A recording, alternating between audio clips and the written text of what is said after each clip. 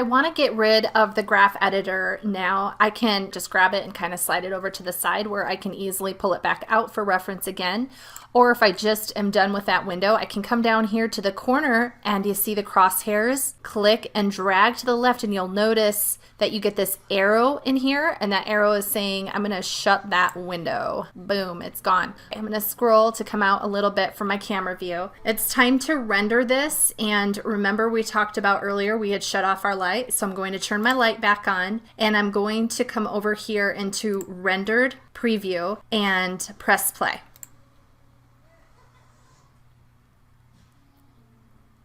So I'm not liking the fact that the light is behind my ball. And if I click my middle mouse and roll around, I can actually see, yeah, the light is back there. So where do I want that light?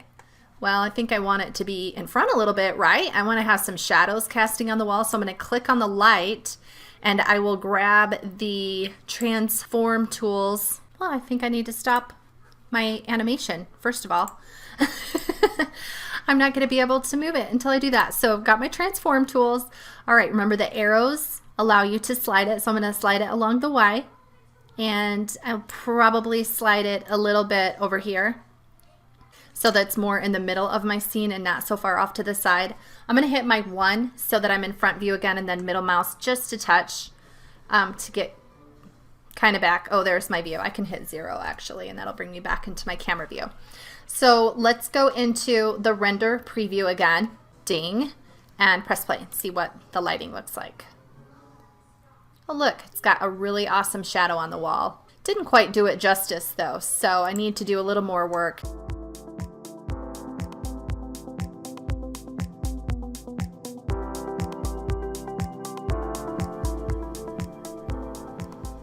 Oh, I just animated my light without realizing it. Do you see these keyframes? Remember how I had it set to auto keyframe? Well, every time I move my light, it's creating a keyframe. So I'm going to pause and I'm going to take off the automatic keyframing, and I can just click and drag around those keyframes and delete them. Okay, so my light is here. That's where it's going to stay now through the whole entire animation, and I'll see if that's where I want it.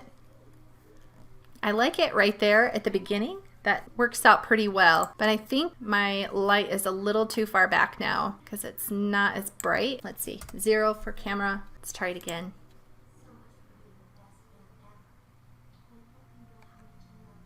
So I can increase the intensity of my light. It's a point light right now. I can change the power to, let's say, 5,000 and see if that is better. Oh wow, that's pretty intense lighting.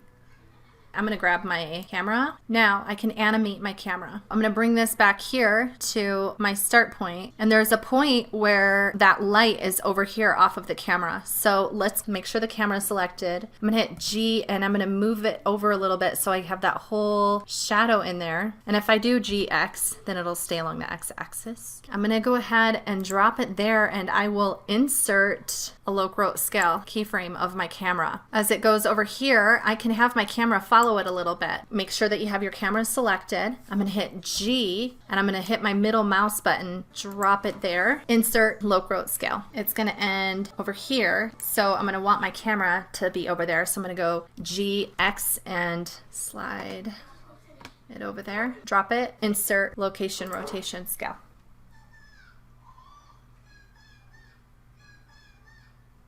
All right, so good job animating your camera. You did it. That was awesome. So the last thing that we need to do is render it, which this is the easy part. Come on over here to the output properties box, click on that, and 1920, 1080 is fine. I'm going to do 100% because I want it to show on the full screen. If your computer is slow and you just want to do 50%, that's fine. It just decreases the amount of time that it will render, and it will be a smaller image. The frame start is 1 and the end is 125. That's kind of where I have it set right now to play. The output, so this is where it's going to be saved. You are going to make sure that you have it where you want it. It likes my D drive, so I'm going to go ahead and save it in my D drive underneath my bouncing ball animation, as long as I know where to find it. That's what's important. So I'm going to name it with my first and last name, and that is what I want you to do as well. Rachel Giroux, and then you can call this your traveling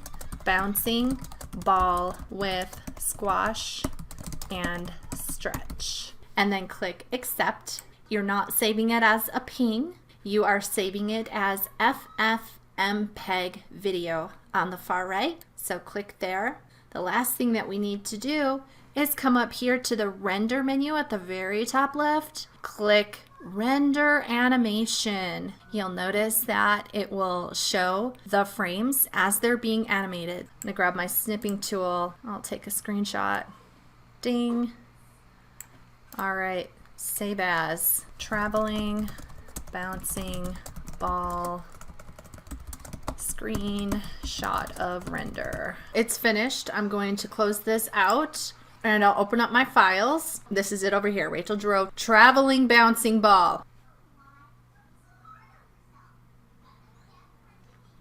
Make sure that you go in and file save everything that you've done. You don't want to accidentally forget to save and then you submit a file to me that isn't completed. When I go into your file, I'm going to hit your 0. I'm going to press play and I am going to check your graph editor, and I want to check and make sure that that Z graph is nice and round at the top and pointy at the bottom.